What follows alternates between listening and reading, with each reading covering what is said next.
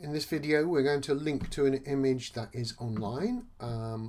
So first of all, let's go back to Notepad. What I'm going to do is create a new image. So I'm going to put a break tag on the end of there so that it appears beneath it. I'm going to type my image and then I'm going to say what the source is, but I'm just going to use two quote marks, and I'm now going to look for an image online. So let's do a search for, let's do a moon picture. So let's do a Google search, moon. It's going to take a look at all the images, and what I'm looking for is the web address of the image. So if I click on that, I need to find out where it is and which website it's at. Let's see if I can find it. It seems to be Wikipedia.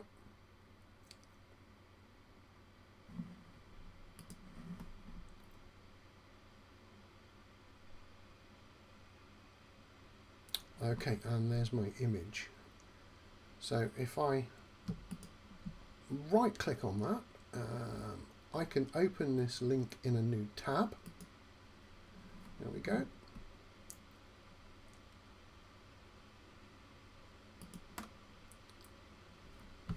And it still isn't giving me, oh yes it is.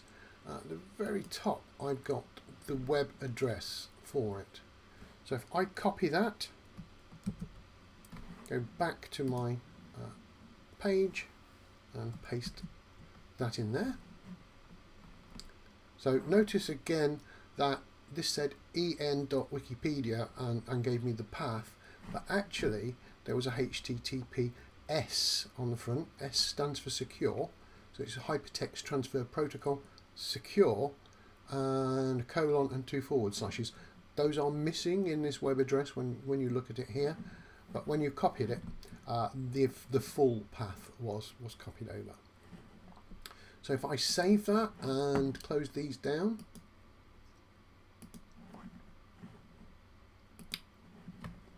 now when I go back to my home page and if I click refresh, hopefully now I've got a broken link here.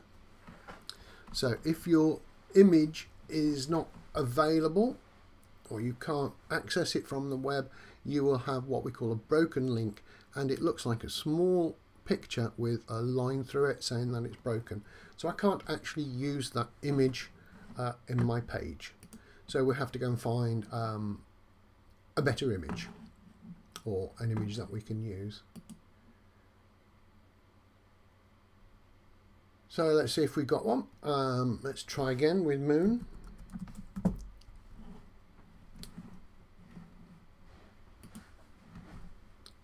Go to images and notice that when we go over them, it will give us the size that, or the original size of the image. This is rather large, this is rather small. This would be a better one for me to get to, but it's actually trying to find the address of the page that is difficult. So there's the image.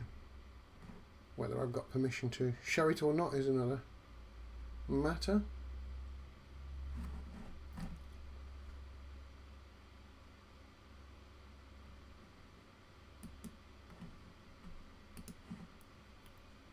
Right, so let's see if I can find this. So if I copy the image address this time, go back and let's get rid of this and paste in the image address.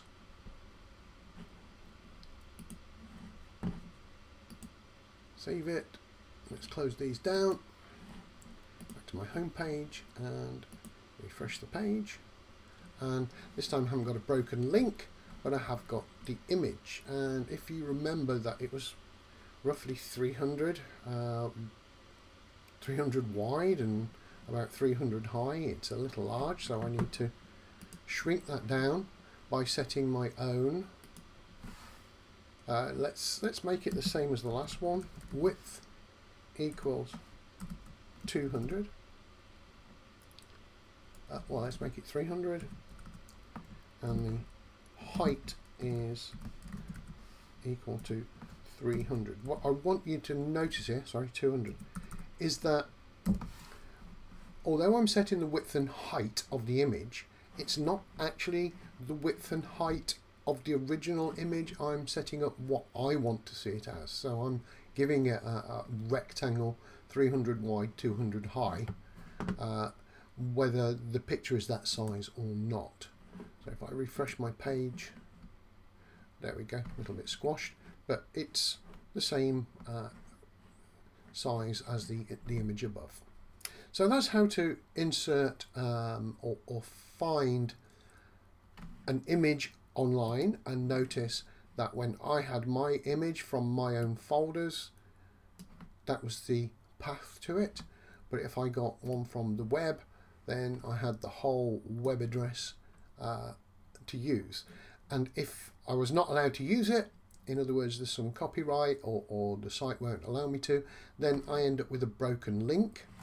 Now, the reason why it's not very good to have links to web pictures is that either the websites go out of use or somebody updates it, and then these links break.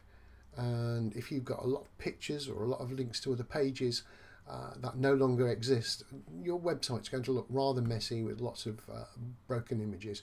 So it's pretty much always better to have your own copy on your own site, and then you can guarantee that the image will be present. So we've done as much as we can at the moment. I think we are kind of in 1994, at the very start of the web. This is pretty much what an early style web page would look like. So I will create an early style web page in the next video, and you can have a go at putting your own things together.